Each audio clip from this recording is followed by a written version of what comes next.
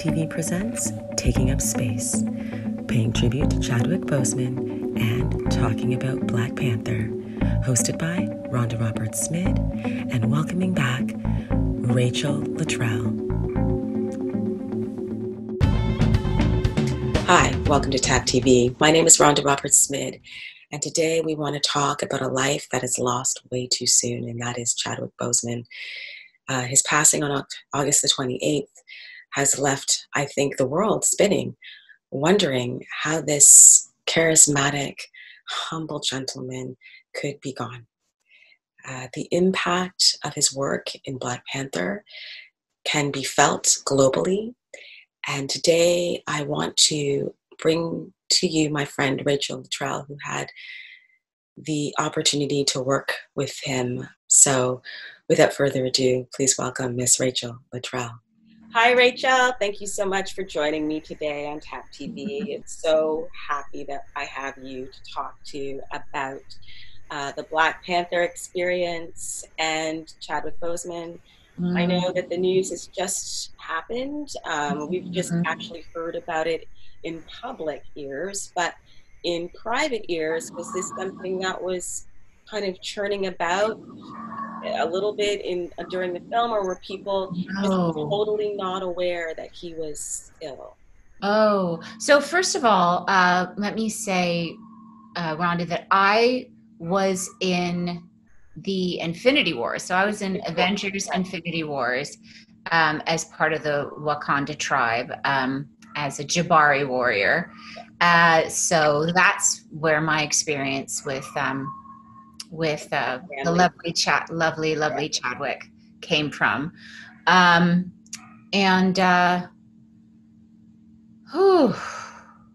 So much to parse out, but let me just say this. There was no way of knowing whatsoever. Like, no one had any idea. I mean, I as I said, knew him very, very peripherally, but no one knew. And it's my understanding that even a lot of like the other actors who were portraying the larger characters had no idea as well. And you wouldn't have known. I mean, he carried himself with such grace and dignity and egoless, and was always on set with a smile. Right, smile would always come up to.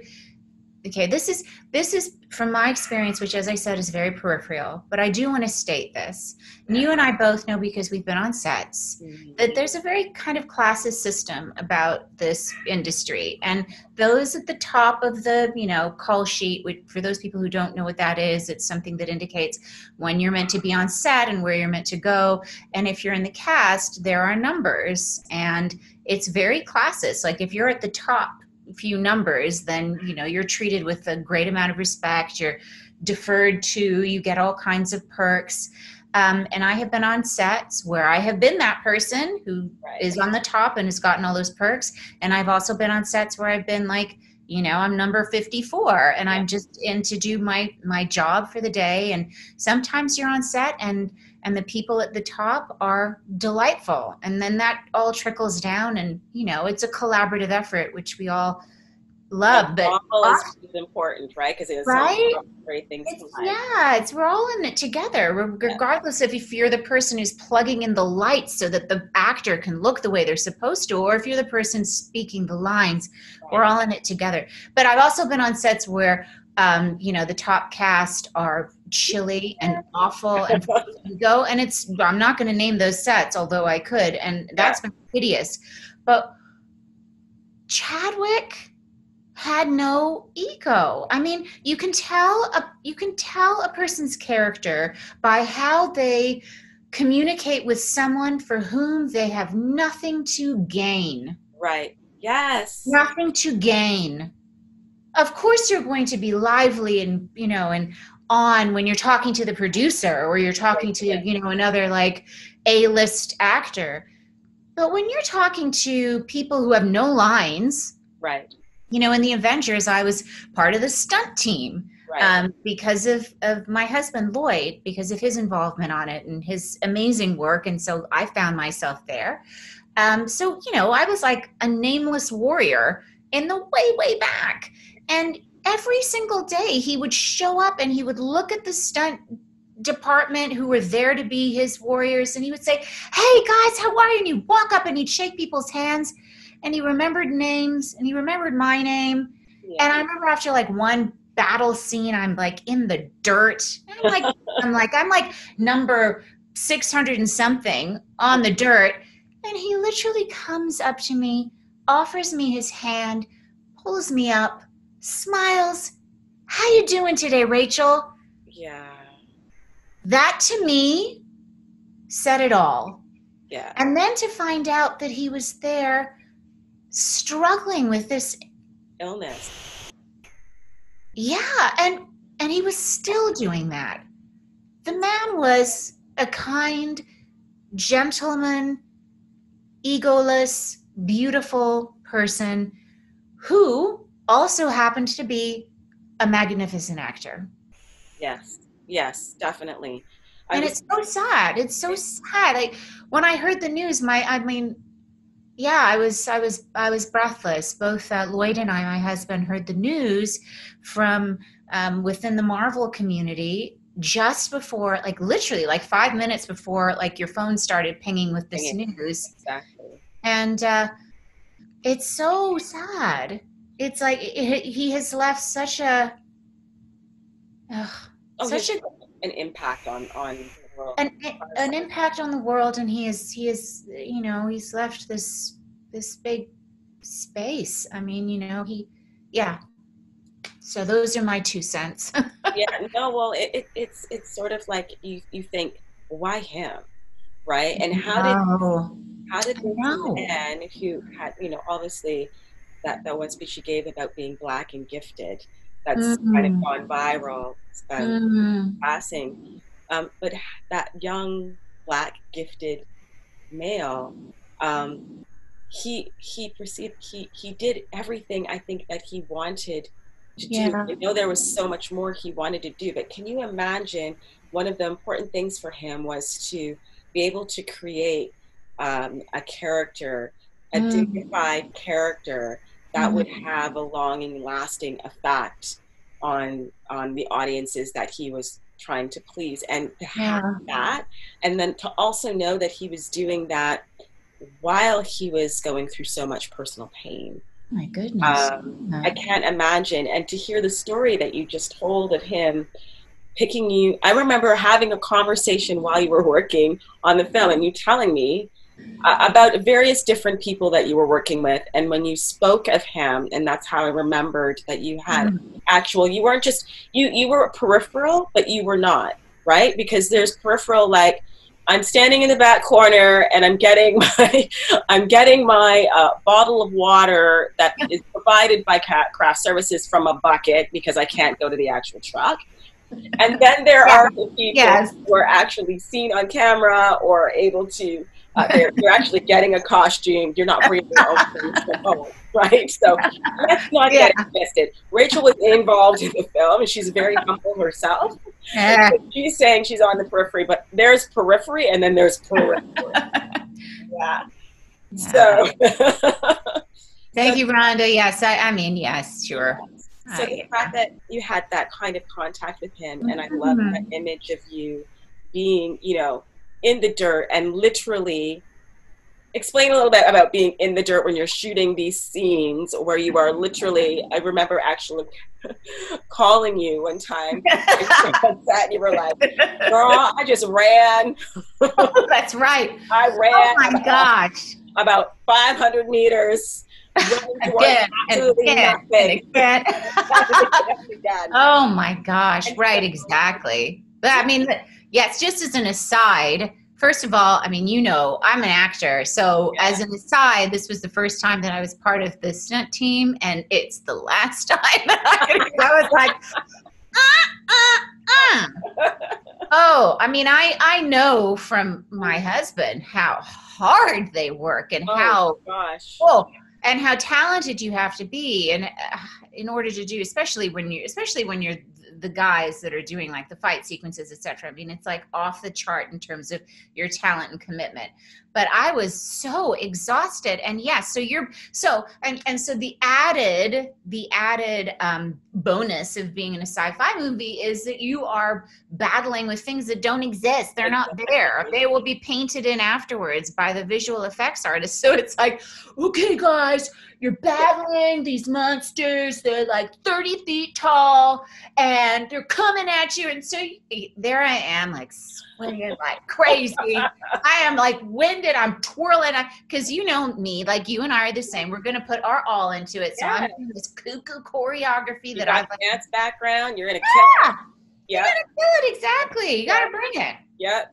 And so I was like, yeah, exactly. I was exhausted. I'd fallen into the dirt. What I want to figure out is, how did you actually fall in the dirt if you were battling anything? I mean the ground. Like I died. It killed me. You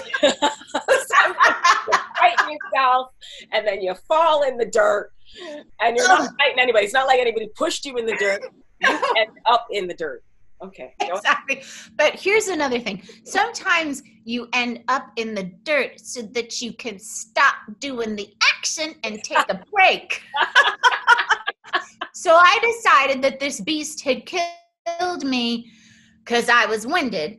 And then, the director yelled, cut. And there he was to offer a hand and a smile and, and a, hey, weren't you in a different costume yesterday? And it was just, to me, it was like, you didn't have to do that. Like, yeah. And so many people don't. It's like, you're invisible in that, some people they will literally, there you are, and they'll literally smile and look past you. It's like you're a ghost. You're like vapor. Yeah. But that wasn't him. No. He was just a sweet guy, man. He was just a really nice guy. So when they were working on Infinity War, trying to get my dates correct, Black Panther had already yes. Oh, yes. Yeah, so he was already a star and a hero and an icon. Right.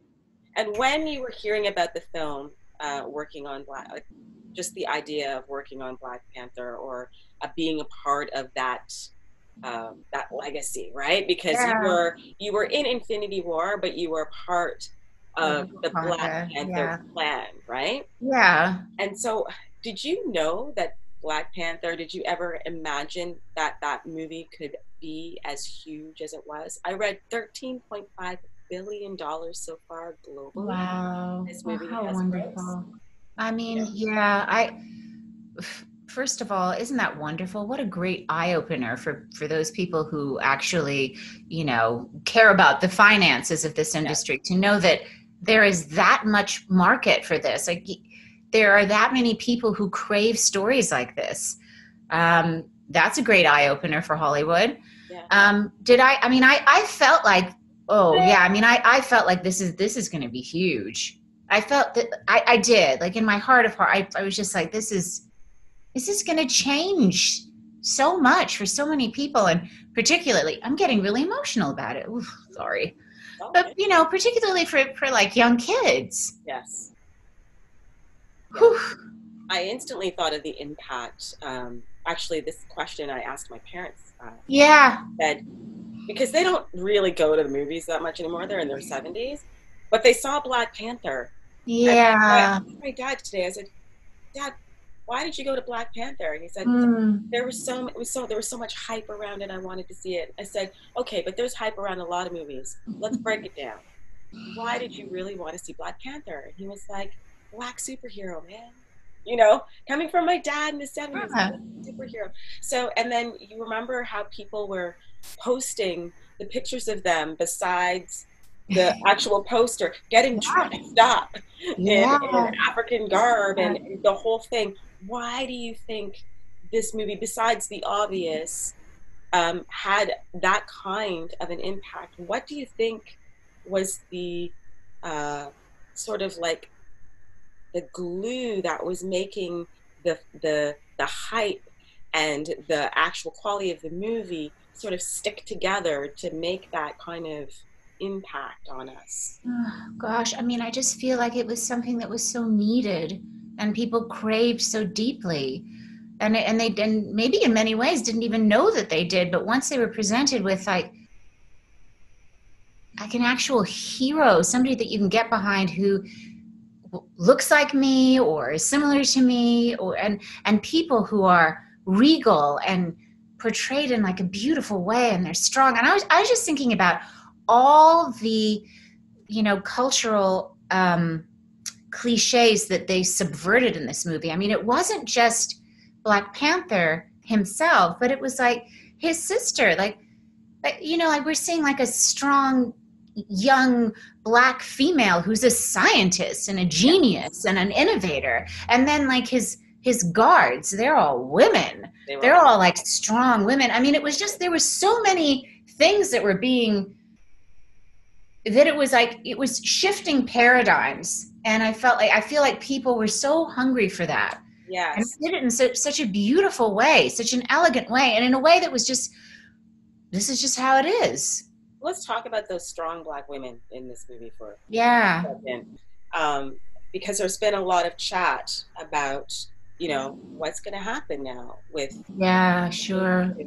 And a lot of fans online have been talking about Shuri, saying that the sister Black Panther.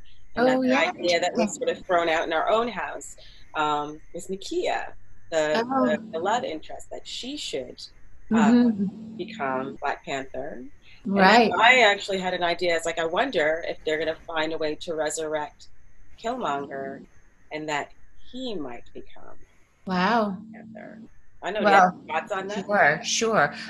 Those are all amazing and exciting. And here's the thing about, you know, the Marvel Universe, because of its fantastical qualities, that any of those things could be possible, any of them, and any of them are viable. And I think, how exciting. Any one of them would be amazing. There would be a lot of different kinds of twists, because in one sense, if the sister did become the leader and she became in charge of everyone, what direction would Wakanda take? Would it become more scientific?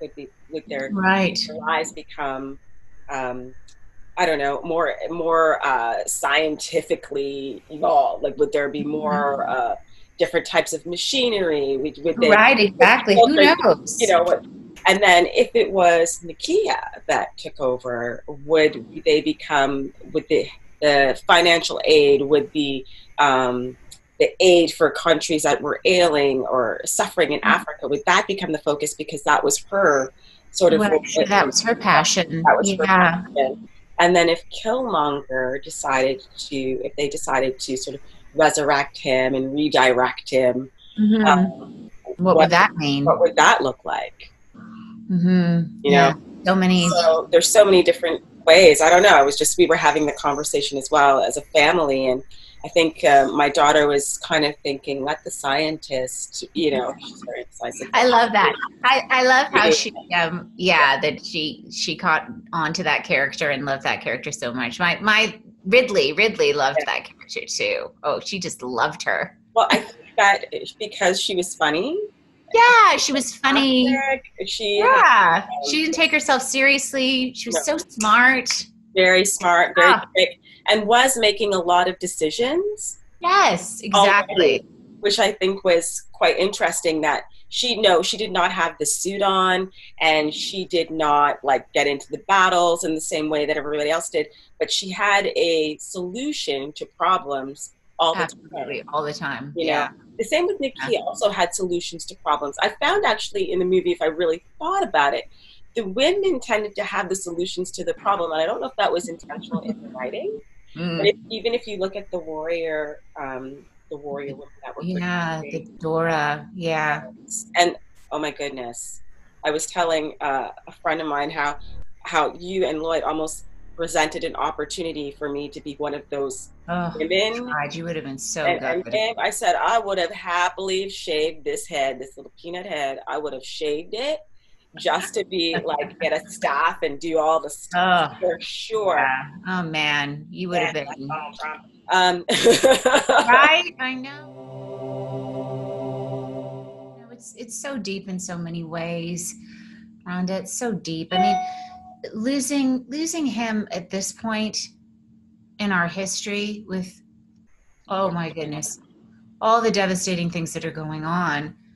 And having Black Panther come out when it did, as I said, right, was feeding a hunger that was so necessary. But yeah, I mean, for so many years, Africa is a continent. I mean, think about it. It's like the dark continent, which what it means, like the people who come from there are dark skinned, and it's like in the dark ages, and it's like, without merit and savage. I mean, it's just all this like dangerous. And my mom being from Tanzania, and I'm from Tanzania, and actually do have this, like in the beginning of the movie when they kind of pan up to show kind of where Wakanda exists, it's like around Tanzania, which I was like, whoa, that's like, anyway, kind of fun. Interesting, right? Because you've always said to me, your mom did not grow up with the same kind of issues surrounding colonialism. Not at all. That other people from the African diaspora have experienced. So I was thinking, was that intentional that it was landing, like that they would hide a Wakanda in that area? Probably. I mean, yeah, probably. The East African continent wasn't as brutalized, I think, by the slave trade as other parts of the continent were. And yeah, I mean, my mom just has an entirely different perspective about herself and her self-worth that just permeates from her when she enters a room. It's just, she holds everybody's gaze, and because she's just so self-empowered in a way that those of us who grew up on this continent, and I think other continents that, other first world nations, right. Feel like, we're constantly, I don't know, battling ourselves and trying to figure out where we fit in, and have these insecurities that stem from how society views us. But to your point, absolutely, mom doesn't have that, and I feel like it was intentional. I feel like it was. I mean, it's not like Tanzania didn't have its. It did have a moment of colonialism. Sadly, every place has, I feel. But it is. It's a thriving country with its, very clear sense of who it is, and the people are proud and beautiful and free. And my cousin. I've got so many cousins who live there, like probably 50, but they keep reaching out and saying, come back to Tanzania. What's going on over there? It's crazy. Yeah. And it's interesting because I have lately been feeling such a calling to go back. But yeah, I don't know. Because of this movie, how beautifully it painted Africa. And you know what, I was, because like you, I've watched it recently. I love how it begins with that legend, like that legend of how Wakanda came to be. And I feel like, those peoples who were stolen brutally from the African continent 400 plus years ago were robbed of their stories, of their cultures, of their like legends, and the things that give you roots. And and then we're brought here and told that they were next to nothing, etc. And so that just kind of starts to seep through hundreds of years later.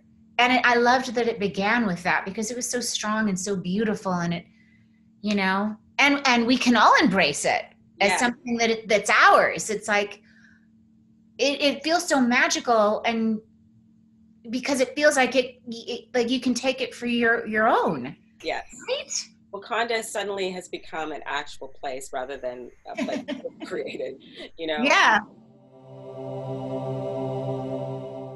And then there was also another comment that I was reading about maybe the impact of Disney and Disney's ideas of Africa. and the similarities between Lion King, at Yeah. the beginning of Lion King, and again the beginning of Sure, sure, sure. What and he needs his father. exactly, and the whole idea of sort of like the relative that is, been um, harmed in some way and then comes back to seek revenge on the family. Sure, sure. That is the Tale as old as time. yes, exactly. Song as old as rhyme. But yes, but fair enough. Sure, absolutely. I mean, absolutely. Scar, and Yes, yes. coming in and trying to take Simba's throne, and that whole idea. So again, the wondering if Disney has only one idea when it comes to Africa have been some of the discussions, Yeah. which I'd love to hear about, other people's theories on that too, because before reading that I never really thought about it. I was like, yeah, I did that show, man. I get it. I can see, like, I can see. Yeah, you could see that immediately. You were like, oh, that sounds Yeah, that's totally familiar. Scar. Looks familiar. Like this Killmonger's Scar, and Yeah. T'Challa is Simba. It's Yeah. the whole idea there, that he had a Yeah. beef with actually the father, and Mhm. uh, Absolutely. Absolutely. similar story. So Very, very similar stories. that's a point. That's a point that I. It is a point. It is a point. I mean, yeah, it's a point. I will say this. As I said, I'm going back to the fact that it's very hard to tell a really good story. Yeah. And I think it's near impossible to tell a perfect story. And I feel like there's so much that's good about that story. Yeah. Certainly it airs, certainly it does, but there's just so much good about it. That I feel right. I know, and I know you feel the same way. Yeah. Because of recent events, and because right now we are in the midst of racial turmoil, we are right now living in a time that is going to be put in our history books for sure. And to have Chadwick's work now being re-looked at, the things that I saw as I watched the movie again really resonated. And there is something that T'Challa says at the very end of the movie, kind of after the credits. There has this little thing where he's talking about unity, and the fact that we need to work together to help the world globally, that we need to work together to improve things in all right, to help the oppressed feel lifted. But anyway, I just felt, if you get a chance to see it, it's not connected to the actual movie itself, but it's like there's a little break. They do a little bit of credits, and then sometimes Marvel has a little bit. And that was one of the bits. Yeah, that was one of the bits that happened. I actually wanted to. I wish I had a copy of it to read, but it makes you stop and think about what's going on right now. No one could have known that COVID would have happened, that the Black Lives Matter would explode, that there would be this increase of police brutality. No one would have known at that time. And so the fact that they were having this type of prescient, right, in the film, and it was almost spooky. And the fact that he's talking about it, and that he was apparently very involved in social justice work, and that now that statement is sort of left, that his speeches at the Oscars and other award shows were all about social justice and the importance of lifting up people of color, and that now he is gone and we are in the midst of this racial turmoil. I don't know, what are your thoughts? I was just watching that movie and feeling like, well, this is so timely. Yes, it is. Oh my gosh, there's just so much to parse out from that. Yeah. I mean, it's just going to be talked about forever. It's just, and we don't know how it's going to end. We're in the thick of it. No. We're in the thick of it, just trying to figure out what to do. How do we speak out? How do we change? How do we affect things? How do we change things for ourselves and for our family? How do we influence the world, and how do we make things better? How do we not be quiet, even though sometimes we just you're so choked, you just don't even know what to say. That's what made Right? that statement that T'Challa made in the movie so Yeah, impactful to me, because I was like, wow, we're living in a time where we're asking all those questions. And absolutely. for whatever reason, after the credits, in a little blurb, he said Mm, this speech at sort of a UN conference, a make-believe UN conference. right. It is timely for what is happening right now, and Yeah. actually sounded almost um, Martin Luther King-esque, right? Sure. Like what he was saying. Sure. And Yeah.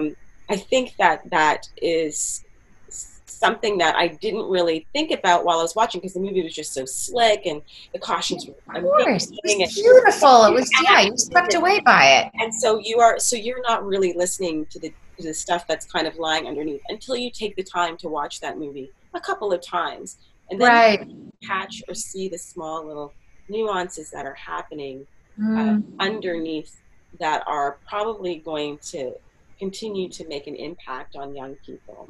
But it's absolutely. not just a little silly, like, sci-fi, like Get 'em Boys movie, that there were so many Oh, comments on the strength of women.